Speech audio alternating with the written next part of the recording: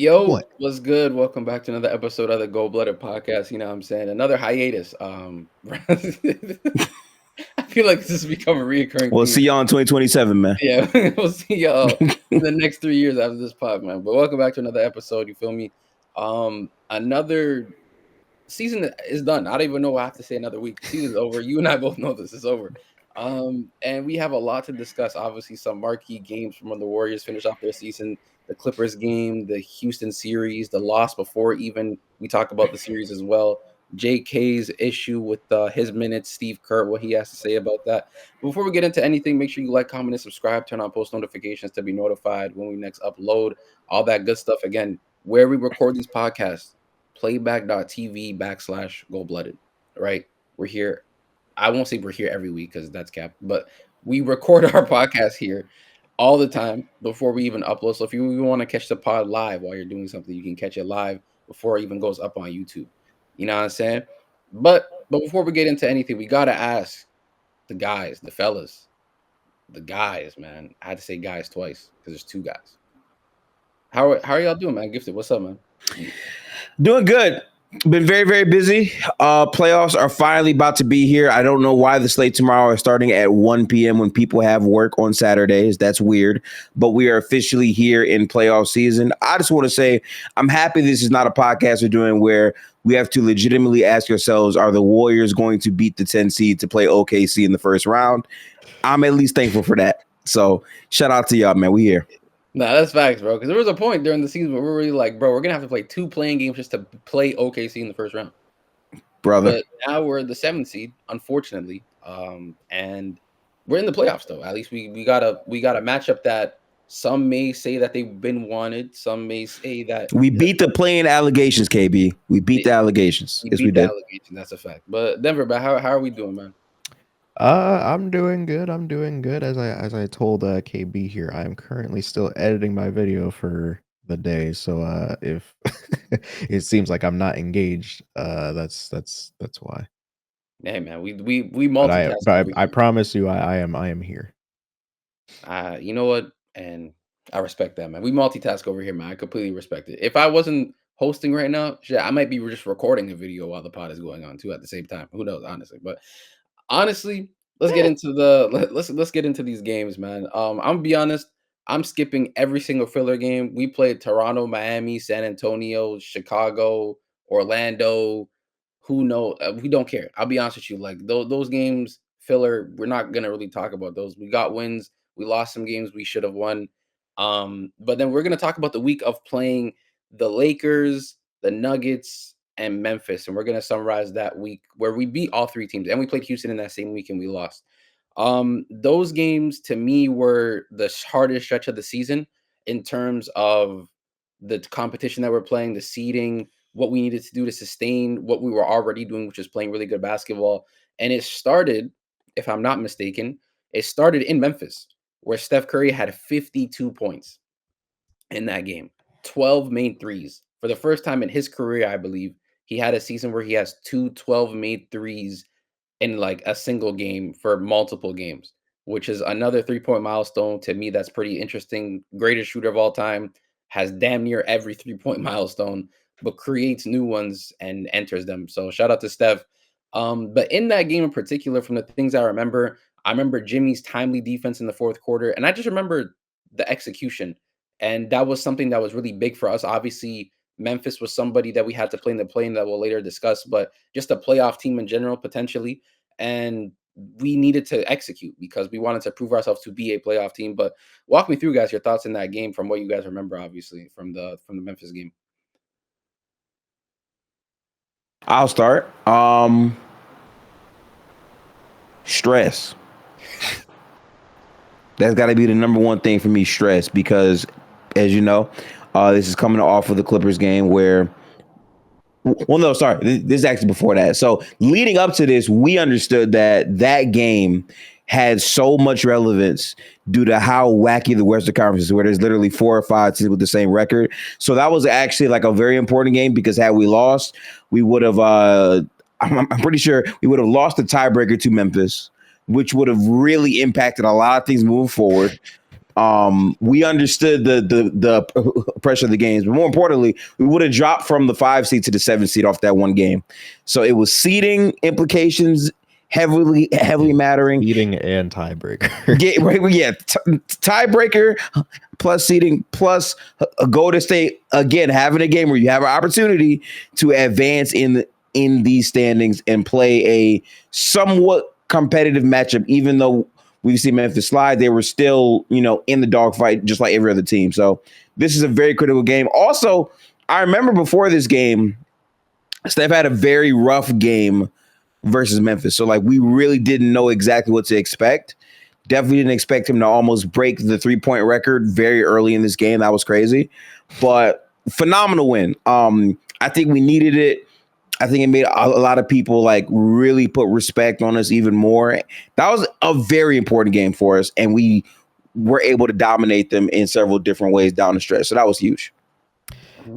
This game, I will say, this game gave me hope because Gifty and KB will remember while we were watching this game, we were down by 4. I think down by 4 with 4 minutes left, 3 minutes left, and I was like, bro, they lost. They can't do it because our main issue is that they were missing so many shots, they were throwing so many turnovers, and we couldn't capitalize on it. So I thought that it was just gonna, we were just done, but we actually were able to pull it off, and I feel like that is gonna be huge just going forward for just the overall confidence of this team, knowing that they can still win games like this. You know, like it's just I think that's just going to be huge It is. I agree, honestly. because they were down by 4 with 3.5 minutes left, and they won the game by 9. Wow, man. That's grit. That's that grit and grind right there, man. Honestly, and it was a big win, like Gifted said, for That's seeding also reasons, that's also tiebreaker just reasons. that's also just Grizzlies late game execution. Yeah, which honestly isn't the greatest, but still credit to the Grizzlies, honestly, because during that game, I'm pretty sure Steph was going crazy. And I've noticed for most of his high scoring games of the year, it's always close. He had 52, but there was a point in the game where he had 30 something of our 80 points. It was really, really bad. He was just He had 11 threes in the middle of the third quarter, it was and early in the it third was too. single digits. Yeah, and it was a very, very close game. But shout out Very to Steph. physical too. Shout out to Jimmy. Jimmy, again, fourth quarter. Draymond was playing really, really well. And again, it was just another bad matchup for Edie too. I just thought he's just when he plays us, it's just never a good look. I'll be so real because obviously Steph guarding, being able to attack him downhill, he's getting put into multiple actions, the off ball cutting and things of that nature. But it was a good win by the Warriors. And then we had a day off to fly back to LA to then play the Los Angeles Lakers, where we beat them at the Staples Center, which was another huge win. This was the first matchup playing the Lakers where everyone was healthy for the majority in terms of the stars being out there. LeBron, Steph, Jimmy, AR, Luca, everyone was there. And surprise, surprise, the best player on the floor, in my opinion, the best player in that game for me was Steph again. And he prevailed us with another win. Shout out to BPOS as well for the 28-point game. He was from that stretch. I don't remember what his stat line was in the Memphis game, but against San Antonio, even the game before that, he had a great game. He had his career high in 3-pointers made, which was about 7, and then he broke that career high and made it 8 in Los Angeles, which He was was 8 for 10 from the field from 3. yeah. And he had 7 literally in San Antonio before. So he was been ramping up for the postseason. We'll talk about him a little bit more. But again, that was another great win. And to me, it was one of those defensive masterclass games from Draymond Green again, where he was just essential to what we were doing on that end of the floor. But again, talk to me, guys. What did you guys think of that game? Because I think there's a couple standout players to discuss about, honestly. I feel like that game was important on so many levels because a lot of people respect the Lakers and view them as a title contender after the Luka Doncic trade. Obviously, we all know if you are a top 3 seed, your likelihood of winning the championship is very key. So again, that was a very critical game just to see how we stacked up, and our defense made them look really, really sorry. I mean, Luka Doncic was having one of his worst games as a Laker versus our defense. And I think the chemistry and the impact of what Jimmy Butler and Draymond are able to do defensively really showed up in that game. I'll let Denver speak more about B-Pods, but for me, it had to be Kuminga. Seeing him just make the right reads where obviously right now it's a huge question mark on his future with the Warriors and his current minutes. But I think in that game, he showed why he can be such an important swing piece for the Warriors, because when he's rebounding the ball that way and playing that way where he's making limited mistakes, he can add a lot of value to this team. And we're just hoping to see more of that compared to him not playing at all. So that's my main overall takeaway beyond Jimmy Butler and Draymond Green's impacts defensively. Yeah, I fully agree. I thought Kuminga in that game was actually pretty outstanding. Again, it was one of those situations for Kuminga where it's like, you just have to do what you need to do for us Yeah, to I feel win. like it And was one of those situations where he's not like he's just not trying to do too much, and so yeah, it's just like there were plays where, they would trap Steph Curry coming off of a curl or something like that, where, they put 2 on the ball or they switch it, and then Jonathan Kuminga has a mismatch with, like, AR or, Gabe Vincent or someone like that, and he can just go to work down low. And that's really just all I think that they need out of him, is just to go at those mismatches when, they are switching the ball screens like that, so it's true, honestly. Like for Kaminga, I think simplicity is the best thing. Like when Jimmy came over, I know a lot of people were questioning, okay, how is Kaminga going to be able to fit with Jimmy? And I always thought to myself, simplicity is the best thing for Kaminga. We understand his jump shot's been struggling this year, especially post injury. We understand that he's been struggling in terms of just finding where to be effective for us on the floor. But when you're an athlete like of Kaminga, when you're someone who can rebound the ball potentially like Kaminga, when you're someone who can finish the ball like Kaminga, cut to the basket, you're very useful in terms of just finding other ways to be effective. Now, are you going to be the player where you get the ball in the mid post and be able to create for yourself on a multitude of possessions? No, because we do have Jimmy now. And even B Pods to a degree has arrived in terms of his scoring aggression and him wanting to take possessions for himself, which I feel more comfortable with because he's a better on ball creator than Kaminga, right? But for Kaminga, I think the best thing for him is to just eat off of the other things that will help us, like the cutting. Like when we talk about the Houston series, him being an athlete, him being able to drive and finish at the basket and take care of some of these zone coverages to be a zone buster will be very important for us. Him being a cutter will be very important for us. And I think there's some factors where genuinely Kaminga is one of the best, if not the best. Like in terms of someone rolling to the basket and being able to finish, probably Kaminga's probably the best like on this team right now, right? Maybe outside of Jimmy, but even then, I think Jimmy. I don't know if he finishes as strong as someone like Kaminga and has the versatility to be able to do it at a certain level because Kaminga's just athleticism is insane. Like we all know this. So I think Kaminga's going to be very important. And shout out to him for the Laker game. Shout out to Steph, 14 free throws, 13 to 14. It's always funny to see Steph in the double digit free throw column because ever since we got Jimmy, it's just been straight free throws for Steph. And I'm very happy because he's been finally getting the calls that he deserves. And even to this day, there's still some games where I'm just like, wow, I can't believe they didn't call anything. Shout out to B Pods too. Again, huge threes. To start that game where the Lakers couldn't miss, B Pods was the reason why we stayed in that game because he was matching them shot for shot. And the most important shot, and to end the game to kind of seal the deal, and the Lakers were making their comeback, was that B Pod step back three that it's just a great, great shot for him. So shout out to B Pods. And funny enough, after that huge morale win, after playing that team, we go on ahead to play the Denver Nuggets literally the next day on a back to back, which is absolutely insane. And we beat them. And guess who shows up yet again? Steph Curry. Again, bro. Like he's just that week, before we even talk, like just that week alone for Steph was just really, really crazy. Like the guy was just hooping out of his mind, bro. Again, best player. I'll say top two actually. I'll give it to Jokic. Jokic was he was cooking that game to be fair, but we beat the Denver Nuggets in another like key win in our winning streak that we had during that week as well. But what were some things that stood up to you guys during that game for the Denver Nuggets game? Again, another matchup where potentially it could have been another playoff matchup for us.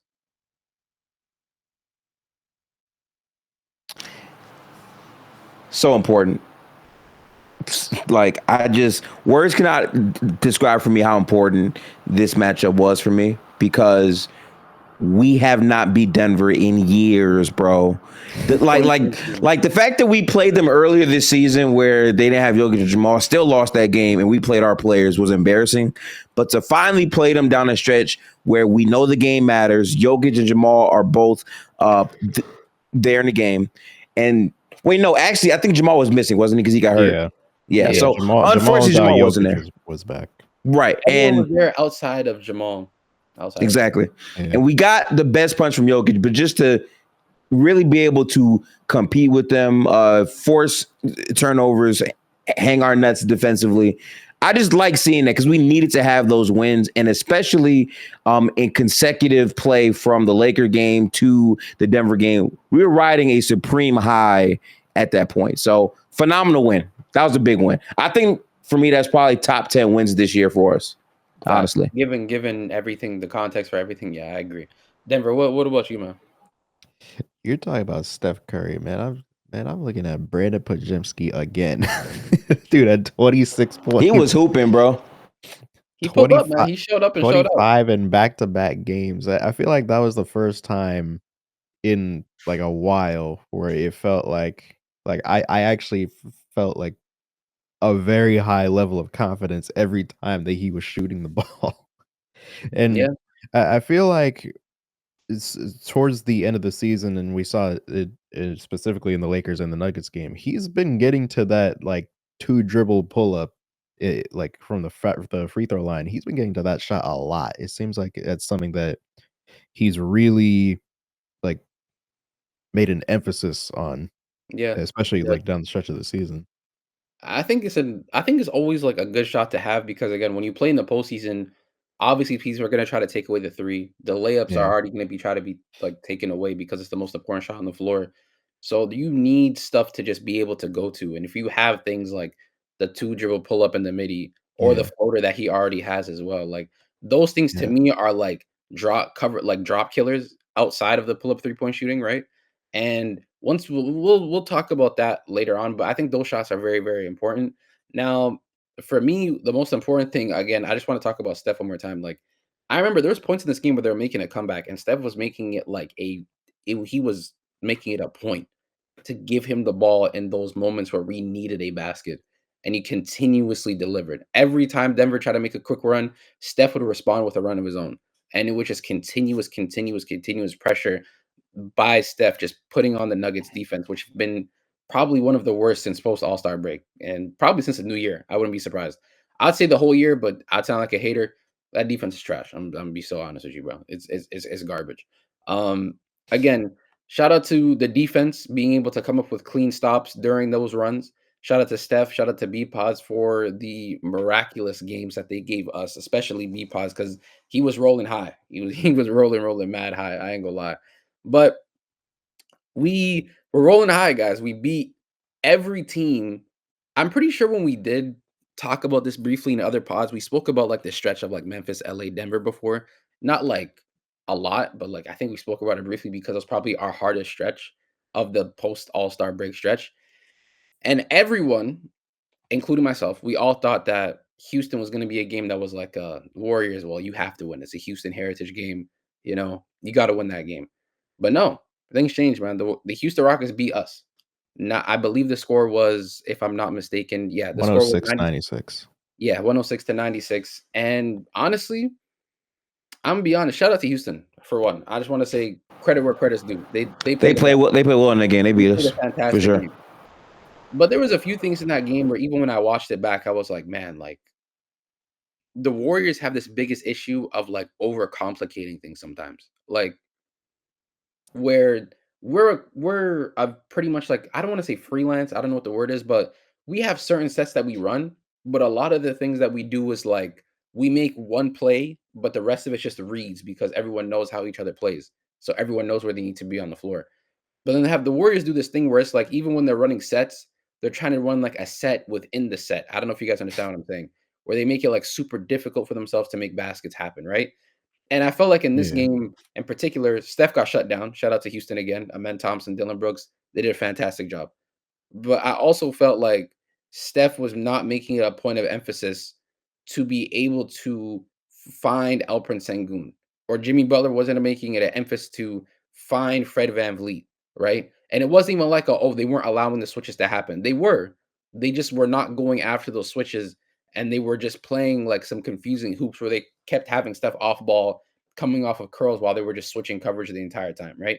So, what were your guys' thoughts on that game? I felt like it was a really mucky game. Again, it's Houston. Usually, those games are really like slow paced, not a lot of baskets. But what do you guys think of I that game? I feel like Steph needs to it well,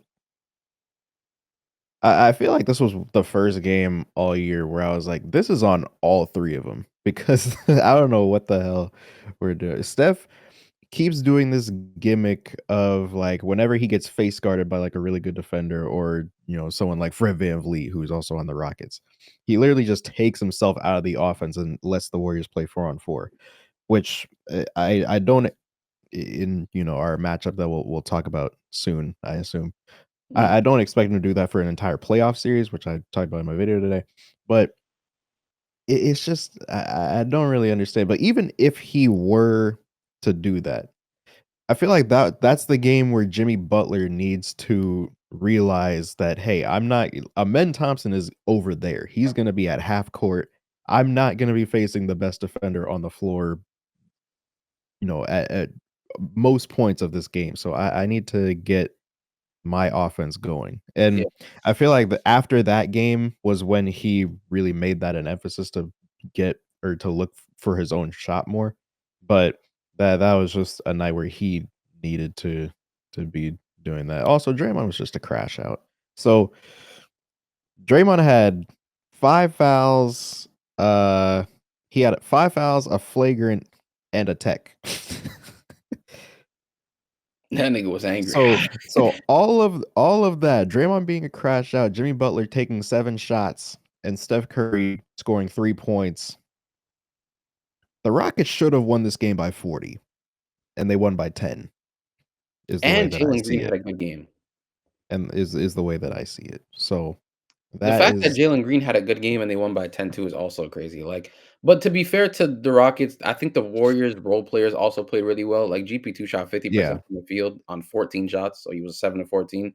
So it was like we got Buddy Hield is our leading scorer as well. So it was like we got production from the guys that we needed to get production from, but we did not get production from our actual main guys, which were Steph and Jimmy, right? Like even B yeah, Pod had 19, he shot 7 of 14, 4 of 9 from 3. He poured in. Steph had 3 points, right? 1 of 10 and 1 of 8 shooting. He didn't even and look aggressive at all. And and GP was one of Draymond our best players in that and game. Draymond was just in foul trouble the entire game. Like he had a crazy foul at, at the buzzer at halftime. At the buzzer, which Uh, is so bad. he Yeah, fouled I Fred remember that. VanVleet on a half court shot. And then I believe like with like either 11 or 10 minutes left, he got into foul trouble again. And so he just it was just not a good game all around Did Houston make the, a shot for the after Curry actual hit that stars. heave? I Did forget. did Steph They make a didn't shot? No. they So, they didn't hit that. That was when the Fred VanVleet foul happened. oh, that was right. When Yeah, Draymond yeah. fouled him at half court. That was such a bad answer because we could have just had the Curry heave and then went. I felt that was a real momentum shot right there too. The heave, right? Yeah, Yeah, the heave was that was his only made basket. Was that that was 40 it. footer. That Yeah. was it. That was his only basket, which was like again, I don't want to take away credit from Houston because I don't want to sound like a guy who just makes excuses for only the Warriors. I felt like the Rockets did play really well. Oh I no, think they played as perfect of a game as they could have. Bro, Like the rebounds were crazy. yeah, Yeah, they yeah, were the whole board absolutely was just a problem, cooking. bro. Like that lineup of Sengun and Adams with like Jabari was just like Yeah, giving productive. us issues. yeah, Yeah, the Şengün, Adams, Jabari lineup. It wasn't even Steven Adams that was cooking us on the boards as much as like Jabari because he was getting a lot of the offensive rebounds. The yeah. thing's It was impressed with just Steven, right? Because he's the one who's boxing out 2 guys at once because he's just that big and strong, right? So, like, he's capable of just boxing out 2 guys while Jabari is able to clean up on these rebounds. And a lot of their offense just comes from second chance points, which, again, we'll talk about the playoff preview and what we should expect from the Warriors defensively and offensively. But, again, shout out to the Rockets. I think they played their best basketball during that game, especially against us. And I don't expect, hopefully, Steph doesn't have a performance that bad when we play them again. But I just, man, like, I hate having losses to the Rockets one because you just want to beat them out of rivalry's sake. But then also I hate when like at least shoot like if you shot 7 of like 18, 7 of 20, then I'll be like, you know what? You put up shots, you had good looks, didn't go down, shit happens. But when you just don't hunt mismatches, you stand in the corner, you're not moving as much, and the only time you are moving is for like a random curl screen where they're switching regardless, and you're not even using Sengun's man as a screener, then it's like, what are we doing? When Jimmy Butler's not being aggro, what are we doing? You know what I mean? Like when you aren't playing defense and you're letting them miss shots and continuously get offensive rebounds for second chance points, then it just becomes tiring on you, right? When Draymond is not locked in defensively, like those things are just gonna hurt you. And it hurt us during that game. So shout out to the Rockets. I feel like that was a bad loss too, because independent of all that, they really should have beat us by a lot more, but they couldn't buy a free throw. Like the Yeah. amount of times they got to the free throw line, just missed and went, well, like we had many different opportunities to get in this game. We just didn't have it. So that's the thing that makes me feel a little bit iffy, but Yeah, the it was Rockets a good game though. 16 at the free throw line, bro. Like they did not Yeah, shoot bro. well at all. They I'm shot saying. under 50% at the. To be fair, we were 54% as well. We were 6 of Yeah. 11. But Sengun, I think Fred Van Vliet as well, they were just missing free throws. Alperen Sengun was 5 of 10, bro.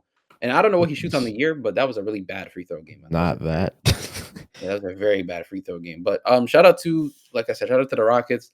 And that was pretty much like the most important stretch of the season. I'm gonna skip again. We had a very I'm gonna skip the Suns game because some people up here feel very passionate about how that game went. And I'm gonna just leave it at that. We beat them. We beat them very comfortably. There's not much to talk about. But yeah, shout out to the you know what? I'm not even gonna shout out the Suns. Shout out to the Warriors for beating the Suns. Yeah, the Suns is just that's a different organization to be talked about for another day. But another game where it was just like a heartbreaking loss.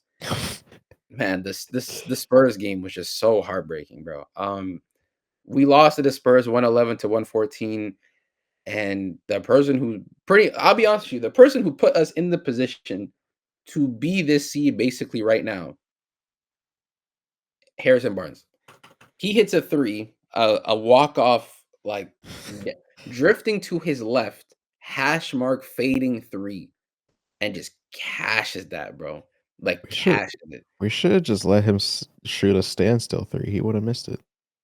Probably he missed one in 23 as well. So Man, bump all that. They should have blitzed the hell out of his ass. What makes me so mad about that shot is I knew it was coming before he even shot the ball. You called it. You said the Harrison Barnes game winner. That's literally what you said. And I was just like, to me, I'm like, nah. I'm letting any other Spur beat me, bro. Nah, it's not even that. The shot was well contested. That's one of those things where it's like you were meant to win. Like God willed you to win this game, and you can't stop that, bro. Like Jimmy contested it as well as he could without fouling, and he physically got as close as he could to it.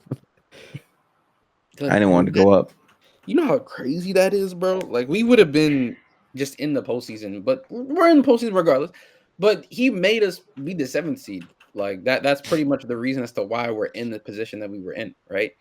And in that game, honestly, it was a blur. I'm gonna be honest with you. Like I can't sit here and be like, give you a clean breakdown as to why the Spurs were able to do what they were able to do and why they came back. I felt like turnovers were a bit of an issue. Again, it was another one of those things where you were overcomplicating on offense, not really going into sets where you needed to get to. Steph had 30, but it was like a shaky. It was like it was whatever. And again, you just slipped up. I think we were up at that game at that point. Like we had control of the game at some point. And we just like it was one of those old-fashioned Warrior crumbles where it was like bad execution. You weren't doing well. You put the Spurs in a position to kind of just mess up your chances, and Harrison Barnes sent you home. So again, shout out to the Warriors. You know what I'm saying? Shout out to the Spurs for beating us. Honestly, that win literally meant nothing except for Harrison Barnes getting some level of get back. And shout out to Klay Thompson for liking the post about us getting sent home. So. We'll be watching you tonight, buddy. Don't worry. We'll be watching you very closely tonight. No, you won't. Yeah, we will. I will. I'll be watching, and hopefully they can make it to the first round. That's what I will be hoping for. Because unlike you, Klay Thompson, I don't pray on your downfall. I want you to succeed in life. You know. What? But anyways, we'll we'll, we'll bypass that. We'll bypass that. Anyways, to the last game of the season, man, the most important game up until obviously the play-in, Warriors Clippers. First of all, can we just And one of the best games of the season, by the way. That was a great game. Before we even talk about the loss and anything, can we just cinema? That was a great game. Absolute cinema, right? Like that game from end to end, quarter to quarter. That was elite hoop. That was high level hoops for real. That was what you wanted out of a playoff game, out of two teams with like veterans and championship quality players. Bro, that was an elite game, bro. Elite game. Shout out to James Harden, one of my favorite players in the league. Shout out to Kawhi. Obviously, he's been dealing with injury, but he's been looking great the last like 2 months, 3 months, right? The Clippers beat us in a very, very close game. The game went to overtime as well, but in a very close game, the Clippers beat us. And honestly, in this game, I'm gonna be so real. There was just a few things where like the margins for me were like the bit of an issue because Steph went crazy. Jimmy had his best game of the regular season. Moses Moody was turning up. Quentin Post was turning up. Your bench had a moment where they blew open a lead and made it a 14-point lead, right? They were cruising. But for me, the most important thing were the margins. There was like a few possessions, a couple minutes down the stretch where we were not doing bro. what we needed to do as a team to be able to execute. And so for me, I'm gonna let y'all talk about it. I'm not even gonna bring it up yet, but what did you guys think of that game in particular? I have not rewatched this game, but I have the plays like scarred into my brain. That was making me so mad. You have the Draymond attempted grift for the open layup that he had. You have Kerr, who saw Moses Moody have 5 stocks in the first half, barely get any minutes down the stretch. You had GP2 getting cooked by Harden in isolation for the most part. You also had plays where it's like you would want Jimmy Butler to just sell out on Harden or Kawhi, fight through the screen and not double. The quickness of the doubles lacking to where it was a quick pass to Zubac, which was an automatic 2 points, right? Like these are the margins that we're so talking about. The Steph turnovers, awful. Like the one play where he literally took the ball, went to the right baseline and invited the double team, got trapped, threw the ball so recklessly as if he wasn't playing a meaningful basketball game. Tough. Like he literally just tried to throw it straight through their bodies. And yeah. Oh, and then let's not forget about this too, because I almost crashed out. The final shot of the game, through thick and thin, while Steph is the hottest Warrior in fourth quarter and overtime, despite his turnovers, is for Buddy Hield, who up to that point was actually on the bench not playing because Kerr felt like he couldn't trust him. But then to close the game, he's trusting him. And then before that, he subs Moses Moody back in when the game's basically over. Like I was so triggered at a lot of different things in this game. Mm-hmm. But it was an elite game in the sense that we got the best version of Kawhi Leonard. We got the best version of James Harden, and it truly went the distance. It was fun to watch, but my God, those like micro mistakes are a big part of why we had to go to the play-in in general. No, Kawhi Leonard. Yeah, Kawhi Leonard. That game. Automatic dog. Automatic dog. Bro, he is so like, he's one of those things like when Steph is like on one, it's just everything's cash. But for like him, it's just like everything's so accurate, bro. Like it's so surgical every time. It's the same animation every time too. Like it's not changing. The same, and it just and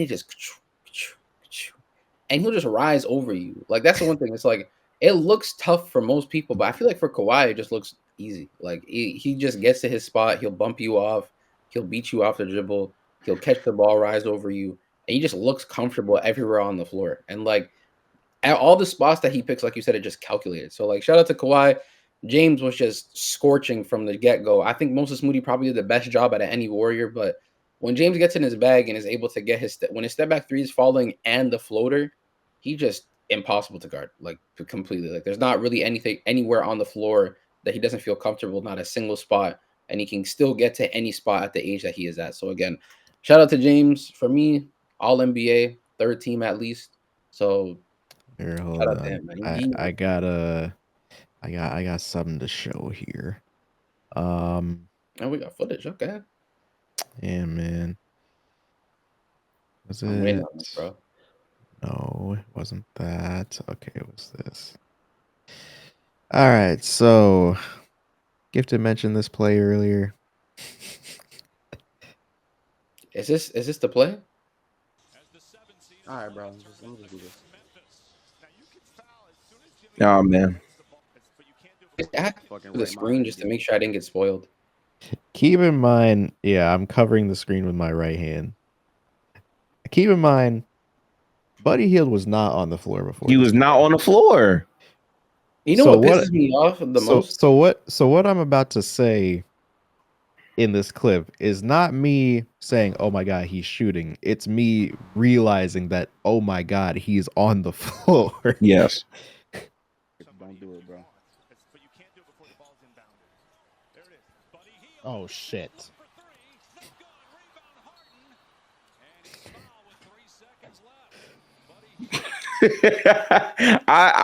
I'm not gonna lie. I did as blacked out, forgot about the stream. Just the anger in that being in possession when we had 6 seconds left too was making me so tight, bro. Just didn't. He had the spacing, just didn't get his feet set, didn't get anything underneath him, and I'm not even facing the You know camera what right now. makes me? Hold on a second. We I need to say this. did. Real quick. You know We what makes didn't me? say anything for Nothing. like 3 minutes. Nothing, bro. Bro, you know what makes me the most upset about this? That makes me the most mad about this clip right here, right? Is the fact that we did this again, even with Clay. And Clay, I respect. I don't mind Clay getting the game-winning shots because, again, he's one of the best shooters ever as well. But dog, why do we do this thing where we have the best shooter in NBA history being used as a decoy to get somebody else open for three? Like, dude, I don't understand why Steph. I watched the playback so many times, and each time I watched it, I'm thinking to myself, "Oh, they actually huddled, and Steph was actually told you're not going to get the Yeah. ball." Like, there wasn't Like even like, "Oh, Steph, you're being this guarded was well." the design. Like the design was literally to get an away screen with drifting to his left. Wow, like even me thinking about it now, it's crazy because like, bro, we could potentially be in that situation against the Houston Rockets. Are you really about to run another play where decoy buddies getting the ball? Like, are we serious? And it's just like it's it's just annoying, dog. But anyways, I don't want to harp too much about this game because it already happened. We're already in the postseason, thankfully. But yeah, a few things that really annoy me. One, Moses Moody minutes. Again, he was our best perimeter defender on the floor, period. And the fact that you did not let him run minutes in those late game stretches was insane to me. That's number one. Number two, Kevon Looney. My God, was he unplayable for most of the season. And in this game in particular, showed Brother. multiple reasons as to why he was unplayable. And you still played him more minutes than Quinton Post. And every time Looney was on the floor, we kept losing minutes. Like every single minute, it was just a loss in possession, a point scored against. Like it was just horrible. Offensively, he doesn't do anything. I remember there was a play where Looney got subbed out, Quinton Post got subbed in. Immediately, Quinton Post scores a layup. Like immediately, like a little floater touch shot. And I'm like, I told Gifted, I'm like, bro, you notice how Quinton comes in, we immediately score. Like we just immediately score layups, bro. And Mhm. it's insane to me how Looney gets this long leash after he's had this poor of a season. Again, I understand he's a veteran. I understand he has a reputation to play well, but listen, you play the guys who are on form respectfully, and you don't take out guys who don't deserve to be taken out. Like I understand what you're doing with Kaminga. Moses Moody shouldn't be put in that position. Neither should Quinton Post. Those two are way too valuable to what you do, and playing Kevon Looney in those minutes is detrimental as to why we lost that game. Also, Steph, those turnovers, you like again, you hooped in the fourth quarter. I thought he was the best player in that fourth quarter, but the turnovers, you were a jackass, dog. Respectfully, like some of those passes were like, what are we doing? Like, like what on earth are we doing, bro?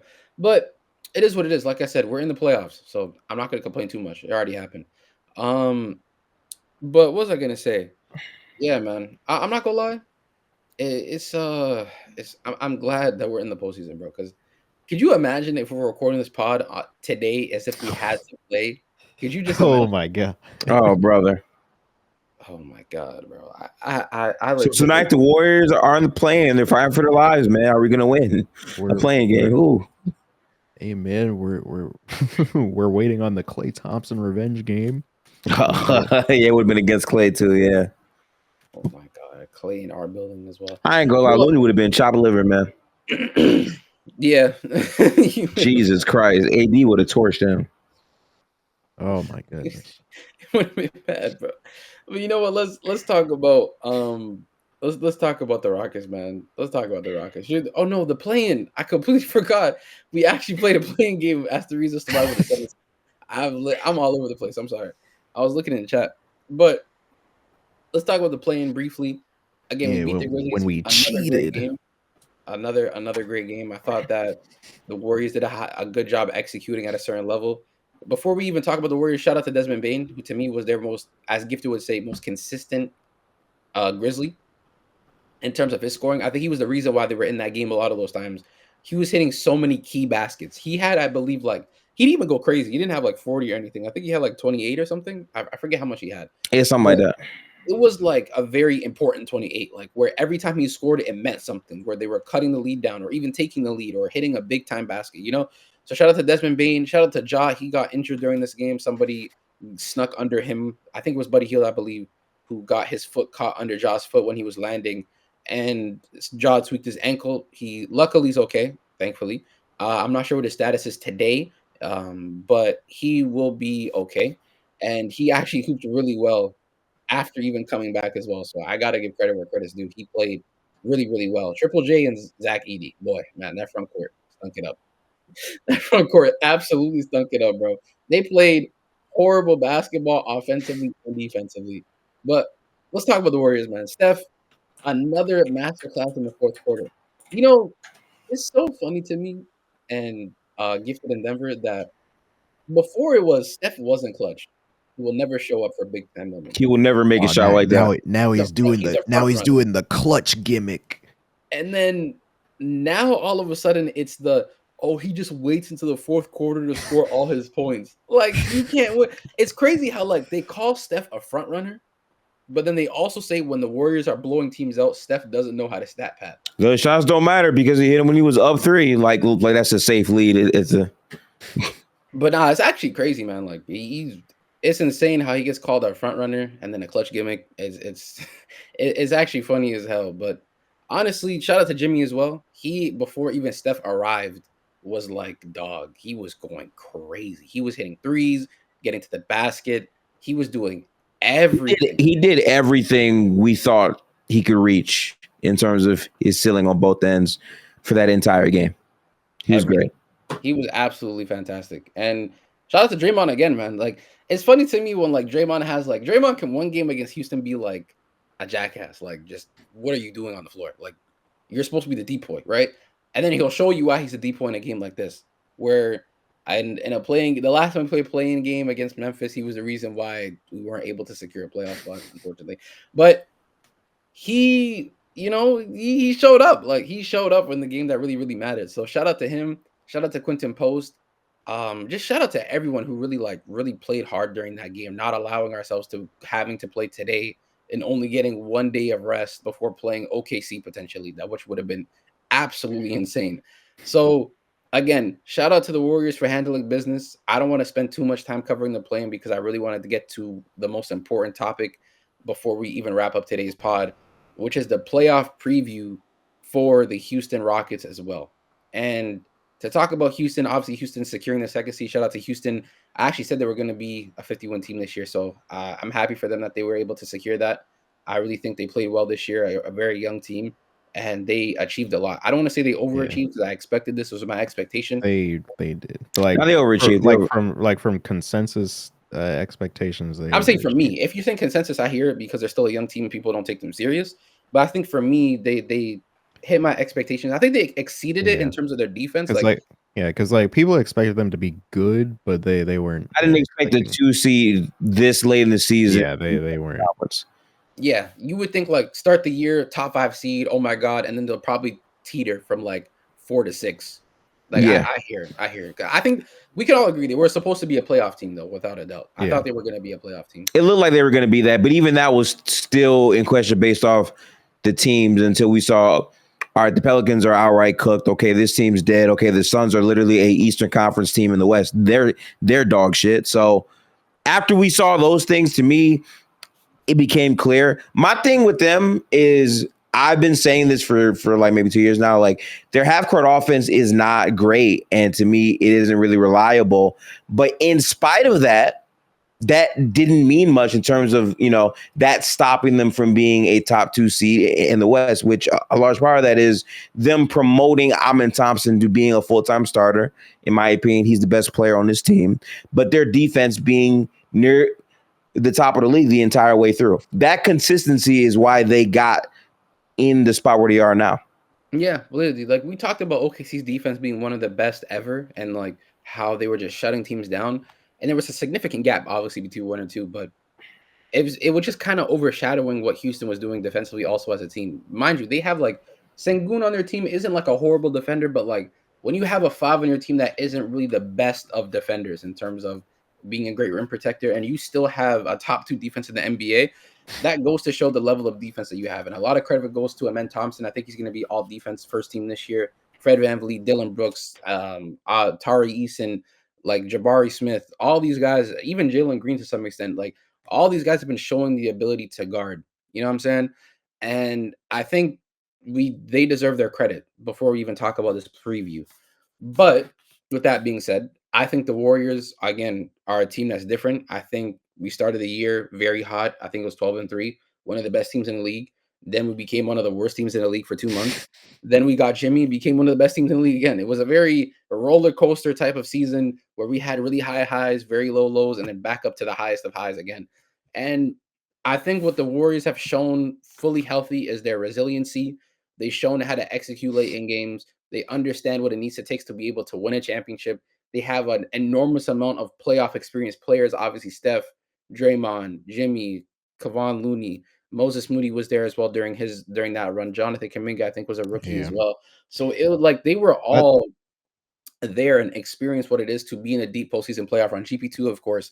yeah, that's So that's what I talked about in my video that I'm about to put up. Is that I think that once again the experience is gonna be like a determining factor in the series, because you could argue that both Boston and Sacramento were better teams than Golden State at that time. But it just came down to the experience and the fact that Golden State knew how to respond and how to counter to everything that they did. yeah, And so I feel like absolutely. that's going to be a pretty big factor. I think it is like I always say experience is something that you need, like in terms of playoff experience, especially like it's not like I'll make a soccer example because in the like there's a big competition like the playoffs, like the Champions League. There's only 2 games that you'll play, right?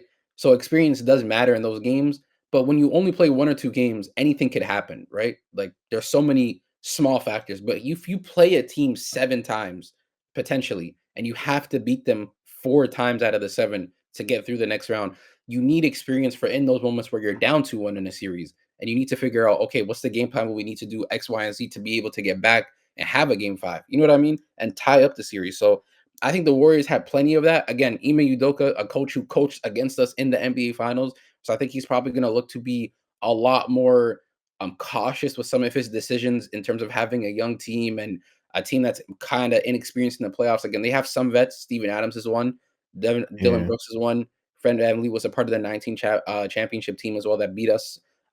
So there's playoff experience on both teams, but obviously the experience favors the Warriors because we've been through a ton more runs, won a lot more championships, obviously. But again, that aside, I think this is going to be, to me, as much as it is Houston Rockets, Warriors, Rockets have been always getting dominated by the Warriors.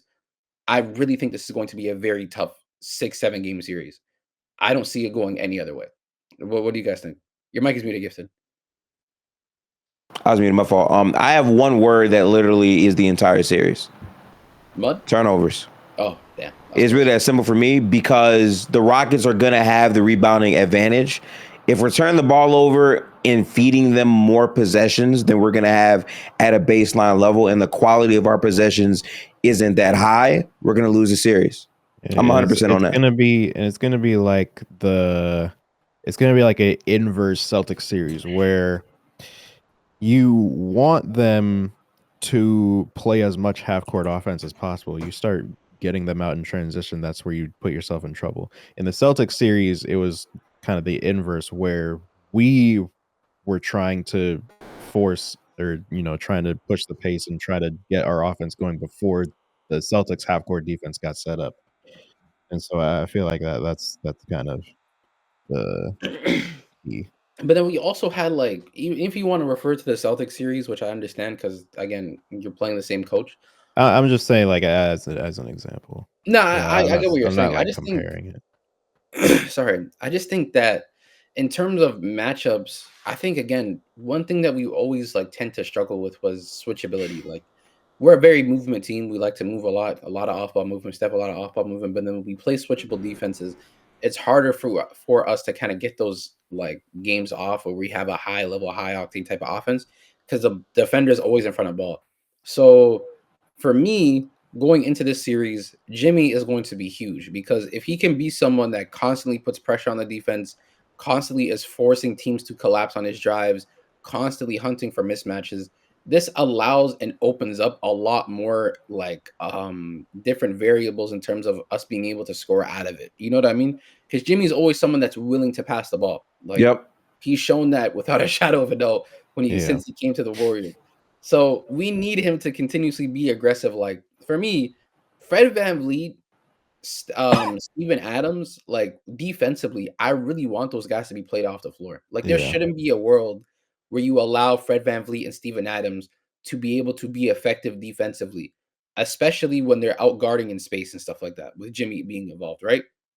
That's why I also think someone like a Quinton Post, when Steven Adams is on the floor, it's just very effective. Like it is very, very effective. And again, the Houston Rockets defense is elite, but those are parts of it where I genuinely believe the Warriors should be attacking to force them to make a change because they're probably going to be switching everything. Like most likely, they probably will be. And another thing I want to talk about quickly is like offensive rebounding. I know that's been a thing. That's huge. Yeah, because the game we just played them, like the most recent game, they've been old boards have always been a thing for them the entire season, but they've shown us in that game why they were able to dominate us offensively because they were getting so many second chance points, right? And I think for us, again, this is where Kuminga comes in. This is where Kevon Looney potentially comes in, right? This is where Jimmy Butler comes in. Like we need to gang rebound, and they gang rebound themselves. So everyone needs to be boxing out their man from the jump, even from the 3-point line, like from early. So what do you guys think about the defensive scheme that we're going to be running? Because again, like half court offense, they're not really the greatest, but we still need a scheme coverage to what we want to do. Um, so what do you guys think? Like what do you guys what kind of defensive scheme would you guys want to see? I will love it if we could have a playoff series where we actually say, hey, this guy by the percentages is not a great shooter. Let me go under the screen. Let me right like that would be fun to not guard a non-shooter at half court. That's number one for me. I think that would be really, really spectacular. I think on top of that, just having consistency and like understanding who to respect, and for Draymond understanding his value in the series, you can't be in foul trouble early on because you impact our defense at way too much of a high level. Having those intensive defensive habits forged early in the series is very, very, very, very integral. I think we have to have discipline on that end for sure. And we can't like be complaining to the refs because the refs are going to be obviously everyone knows how we play each other. Like the Warriors or Rockets are very Yeah. physical. And I think it's obviously there's going to be a lot of things where they just let go. Like another thing to me that's going to be annoying is Steph already has to deal with this a lot in terms of off-ball fouls, like people arm locking, hugging, pulling jerseys, stuff like that, where it's like, okay, what are we supposed to do? And it's probably going to be amplified in the postseason. But for Steph, he needs to be someone like I remember there's a specific play. I don't know if you guys remember this. There was a play towards the end of the 2022 NBA Finals Game 6 where Steph had his last 3 of the series. Yeah, And and like, yeah, you see what he did to get open, right? he did a He tapped Marcus Smart's untappable part and and freed himself he up. did something that was probably looked down upon. Nah, it is without a shadow of a doubt. I hear it, like I can understand it, but nobody really noticed, which is the crazy part. yeah, like Marcus Smart just fell down, and when I watched the replay back, I was like, huh? And then I realized why he fell down. I'm just like, okay. But I'm not saying Steph should be a nut tapping people to free himself open for three. I'm not saying that by any means. But what I'm saying is So what was the point of bringing that up? I'm saying Yeah. you need to find ways to actually be able to be open and be physical with the opposing defender. That's my main point. Okay. Is that you can't allow the defense to be arm locking, bear hugging, and like even if you want to be someone who's like while they're doing it, you're looking at the rest and being like, "Yo, look at this! Like you guys see what they're doing defensively." But be the one to also be aggressive on defense, on offense. Sorry, don't allow them to get into position where they are already top blocking you. Right? It's going to be a very physical series, and you're going to need the ball to be the most effective. So that is already a key point. Another key point is again, as much as I think Fred VanVleet plays Steph well, I think he's always been someone that's been able to stay in front of Steph, particularly. The one thing about like, even though Fred VanVleet's about 5'11", Steph is like 6'3", Steph needs to make it a point of emphasis to where like I'm bigger than you, like I need to go to the basket and hunt you, like and take myself to the basket. I can agree with that. Yeah. It's not like take Fred VanVleet to the basket 1-on-1 and try to finish over the top. Even draw the defense because you driving just forces a collapse regardless, right? So I think those are the ways to kind of amplify your offense where it's going to be a lot of mismatch hunting and it's going to be Or you can use Jimmy Butler as a screener, and because Houston is probably going to be switching a lot, then you have someone like a Fred VanVleet or a Jalen Green at times switched on to Jimmy Butler, and you let him go to the basket or something like that, something along those lines. yeah. It's just there's multiple things that you can do. The Rockets are gonna figure out a counter. The Warriors are gonna counter that counter. And honestly, I'll be honest with you, like, again, this is why I don't hate Steve Kerr. I don't have any, like, because for me, Steve Kerr has always been a playoff coach. As much as, like, we rave about all his regular season win percentages, his win streaks, him being a very highly decorated winning player, or coach, sorry, and even in the regular season, playoffs is where he does his best work, respectfully. And there's never a shadow of a doubt for me when doubting Steve Kerr's coaching capability in terms of his execution. I remember the changes that he made during the Lakers series that helped us get back into the series. I remember the stuff that he did against Sacramento. I remember the things he did against the Celtics as well. Like there are so many times where he's came through for us time in and time out, and I truly believe it. I'm confident in Steve Kerr to be able to make some of those decisions for us going forward. So I think that's going to wrap up the pod. Honestly, I think we covered most of the grounds. We're going to talk about a few games once we come back next week. Obviously, we're going to talk about the games that already happened. I believe, if I'm not mistaken, two to three games might have already happened. By that point, yeah. By the time we re-record for this pod again. So if y'all stick around all the way to the end, we appreciate y'all. Salute. Make sure you like, comment, and subscribe. Turn on post notifications to be notified when we next upload, man. We'll be back in 2027, y'all. We got you, bro. Yeah, nah, facts. Yo, 2030, it's up. Back with something crazy. Nah. It's with game 3 predictions. Nah, facts. But anyways, I'm gonna holler at y'all. It's been real, it's been nice. And peace out, man. Peace out, y'all. Reincarnated.